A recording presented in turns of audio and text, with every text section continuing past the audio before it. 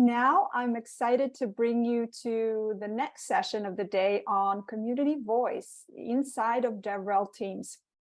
Over the next 45 minutes or so, we will hear 3 lightning talks from our community members, each of whom will present to us with a unique perspective on making your DevRel a dream team. I'd like to remind you that you can bring your questions forward to each of our speakers separately. Drop your questions using the Q&A bar below, and we'll try to address as many audience questions as we can after each talk. To kick us off, we welcome Chris Riley, Senior Manager of Developer Relations at HubSpot. Chris, over to you. All right. Well, geez, that panel was awesome. And although I wasn't invited, so I wasn't on the top list, but I am excited to be joining such an awesome crew of very smart DevRel folks. And I think that just in general in our industry, like things are changing. It's moving fast. Even the term DevRel is coming very quickly. So I'm going to ask you a question first. Be honest with yourself. Did you come to work today as your full self? And I know you might like just initially say, of course I did. Of course I'm here as my full self. But really, truly, like, did you walk into the door with baggage or anything that you were kind of holding back that might change how you operate throughout the day? For me, kicking down the door was the door down to my basement, but I know I did come to work as my full self today. And it's not just because I'm wearing an orange blazer. So I would never wear this on a normal day. My typical blazer is black with purple sequins, not orange. But I am very fortunate to work for a company where I can come to work as myself, and I wouldn't be able to do my job, in particular in DevRel and advocacy, if I did not. Now, who is I? I is Chris Riley. I am a neurodiverse professional, and I'm super excited about that. My superpowers are ADHD, dyslexia, and I'm still working on this Hypomania thing. I'm 41 today, by the way. It's my birthday. All of you should have gotten an email with my Amazon wish list. But at 41, I thought I was kind of done figuring all this stuff out, and I'm not. It's a journey, and you don't have to have a diagnosis necessarily to consider yourself neurodiverse. That is just all part of the journey. But I know I am a neurodiverse professional, and I know how it impacts my career, both in positive and negative ways. What do? I steward people much smarter and much cooler than I am, because that's my favorite thing to do. That's how I hire. I lead an advocacy team over at HubSpot, and my title is Senior Manager in Developer Relations. That's a pet peeve of mine. Developer Relations and advocacy, not synonymous. They're 2 different things. If you want to have that debate with me, I'm ready. We can do it today if you want. I've been in the area of developer advocacy for arguably 16 years now. Before then, at that time, it was tech evangelism. And it was right around the time where we were really realizing that you could not engage with developers in the traditional product marketing, sales, and engineering ways or product ways.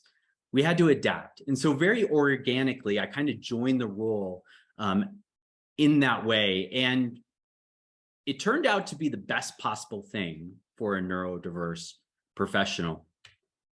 And I'm really here today because normal sucks.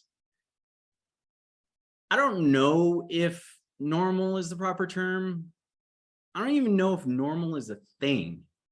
But I know there is a desire, kind of a natural desire to normalize things. That whatever paradigm of normal you have in your head, we tend to want things to fit that. And that's really what sucks. We shouldn't be in a position where we're trying to tell people what is normal, what is not normal. And society does it for us. By the way, this is a really awesome book. The only book I've ever read where I cried, and like ugly cry, because there's a story about a little boy with dyslexia that had a lot of parallels to my life. But really, when we talk about neurodiversity, we're talking about making space for those differences on how all of our minds operate, whether you're diagnosed or not, or whether that your mode of operation sometimes like just doesn't fit with the average stream of your peers. And in particular, in DevRel, normal really sucks. And why is that? Well, it's really hard to be genuine if you have this weight of like, that's just controlling how you operate. You can't relate to others if you can't relate to yourself. And literally part of your job is to make a space for people to feel comfortable to share and connect with you. And so when I think about like, how did I get here? How did I get into this role? Well, if you are just always dopamine seeking, no better way to do that as an as somebody with ADHD than a trade show, a tech trade show. No better place to get that energy that you can really kind of fully be yourself and absorb huge amounts of information in a short amount of time. If you have a tendency to not think linearly and you need a place where that's okay. Like bouncing around sometimes in advocacy is actually a good thing. It helps you, but sometimes you also have to rally that back and understand the impacts of that. So all of this is stuff that really actually helps you be a better advocate and helps you be even better in engaging with your peers who may also be neurodiverse. And the thing is, you can't fake it. Like techies especially, they know if you're masking. Everybody kind of has that ability. My team knows if I'm masking. I know if they're masking. To be fair, sometimes you mask strategically to get what you want. That's okay, as long as you know that you're doing it. But it really doesn't help you or anybody or the community that you're engaging with if you're always kind of hiding and have this weight that's leading how you operate.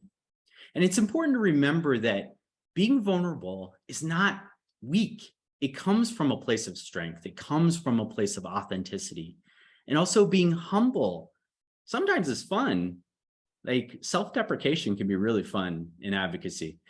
So while there is no actual playbook for being genuine and how to operate out in the world as a neurodiverse person, you certainly know that feeling of when something is just holding you back. And that is the thing that I think all of us are responsible, whether you're diagnosed with something or not, are responsible for fighting against. And I promise you that by embracing neurodiversity, it actually becomes the organization, the team's competitive advantage. It can be an advantage. And especially with advocates, being yourself will make you more memorable, will make you more relatable. And the amount of creativity that comes from folks with autism, with ADHD, with dyslexia is amazing. And it is so much fun. And it results in really cool projects like one we're working right now on at HubSpot, which is going to be super awesome when we launch it next year. So you truly can make this your organization's competitive advantage and your team's competitive advantage. And what is this? Psychological safety, allowing people to be themselves when they come to work. How do you do that? Well, I have kind of the bias from the manager perspective, and I think how you hire matters a lot. You should really focus on attributes. You should really focus on allowing people to be who they are. This is not about like just Wild Wild West and everybody talking about what's wrong with them. It's not about that. It's about having the space to have a conversation where it doesn't feel awkward or uncomfortable. Sometimes it will. That's okay. And you really want to discourage masking. You need to discourage it with yourself. This is an exercise that everybody has to practice and with your entire team. And you might just find out that all these quirky things that make up how you operate are actually what make you awesome at your job. I would not be in developer advocacy if it was not for ADHD and dyslexia. And I think that's really cool. I think that's really exciting. So what can you do? Well, if you're a team leader, you can just make sure it's comfortable for people to share and not discourage. If anything I said to you today made you uncomfortable, you probably should explore that. And by the way, I did a little bit of masking at the very beginning of this. The third thing on my who am I said hypomania. That is just a soft way of saying bipolar. Why? Because the term bipolar has so much stigma that you can't even get life insurance, possibly, I know this for a fact, if you have it listed somewhere on your medical profile.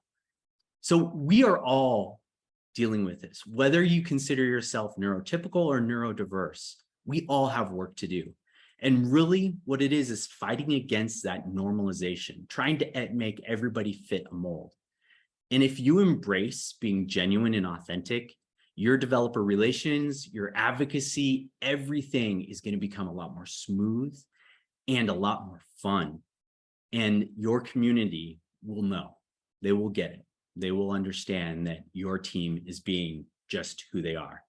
Look at that. I didn't have enough time for Q&A, but got right to the end there. I have a cool article out there on the DevRelX website. Go check it out, Neurodiversity. I've had a lot of heartwarming comments from this. Also, there's a blog post, you'll see that, or a podcast that was recorded the day of the shutdown, COVID shutdown in the States. And please reach out. I love having this conversation with folks.